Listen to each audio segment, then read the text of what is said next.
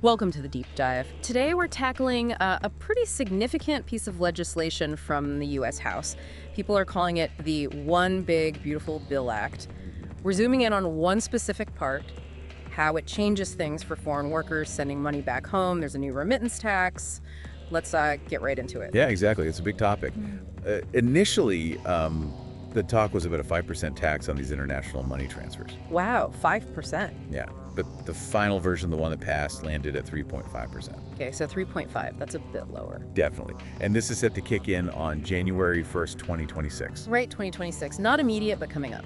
And that drop, from 5% down to 3.5%, does make a real difference, especially when you think about the amount of money we're talking about. Sure. Like for the Indian diaspora here in the U.S., which is huge, nearly 3 million people. Yeah. This affects a lot of families. Yeah, that's the second largest group, right? So a massive number of people potentially impacted. And just to be super clear, who exactly pays this tax? Good question. It applies to non-U.S. citizens. So that means green card holders, people here on employment visas, things like that. But not U.S. citizens. Correct. U.S. citizens are exempt from this particular tax. Okay. So we saw that initial 5% figure drop. What happened there? Any idea why it came down to 3.5%? Well, it's interesting to think about how these things work. When policies like this get discussed, you often see advocacy groups stepping up. And the communities directly affected, they make their concerns known. It seems pretty likely their lobbying and feedback played a role in getting that number reduced. That makes sense, people speaking out. Okay, so let's talk impact. Can you give us like a real world example? Say someone's sending $350 to family back in Mexico. What's the cost difference? Right, so before this, sending that $350 might have cost maybe around $6 in fees, give or take. Okay, standard fees. Yeah. Now, if that original 5% tax had passed, the total cost could have jumped way up, maybe to around $23.50. Ouch, that's a big increase. Huge. Yeah. Now, with the 3.5% tax, it's less severe, but it's still an extra cost. It adds about $12.25 just for the tax on top of regular fees. So still more expensive than before. So definitely still a hit for the person sending the money, even if it's not the worst case scenario.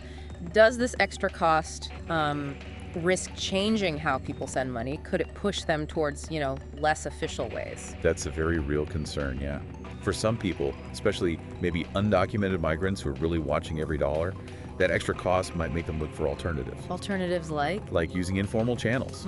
Maybe sending money with friends or family traveling back home, or using less formal transfer networks that operate outside the regulated system. Right, and is there a downside to that? Well, the worry is that these informal channels can be riskier. Sometimes, unfortunately, they can get tangled up with criminal organizations or activities. It lacks the transparency and security of formal roads. That's a serious point. Okay, what about technology? We hear so much about digital assets, crypto. Could this tax actually encourage people to use those for sending money? That's another possibility people are discussing. I mean, if you transfer digital assets directly, say wallet to wallet, without going through a traditional remittance company, You might avoid the tax. potentially, it kind of depends on the specifics. There's still some ambiguity right now about whether digital assets are technically considered funds under these particular regulations. So it's an area to watch. Interesting. Okay, the bill also mentioned something about qualified remittance transfer providers, or RTPs. What's the deal with that? Is that a way around the tax? Yes, that's an important detail. So U.S. citizens and U.S. nationals might be able to avoid the tax at the point of sending if they use one of these qualified providers. And what makes them qualified? They'd basically have an agreement with the U.S. Treasury. Part of that agreement would be to verify the sender's citizenship status, proving they are a U.S. citizen or national. I see. So if you're a U.S. citizen using one of these providers, you wouldn't see the 3.5% added. That's the idea. But, and this is key, green card holders, even if they use a qualified RTP, would still be subject to the tax. It doesn't exempt them. Okay, so it really hinges on that U.S. citizen or national status for the exemption at source. Got it. Besides the tax itself, is there anything else changing for remittances in this bill? Yes, there's also an information reporting piece. Basically, more data will need to be reported for all remittances, whether the tax applies or not. So more tracking, more transparency overall. That seems to be the goal, yes. Yeah. Increasing visibility into these money flows. Okay.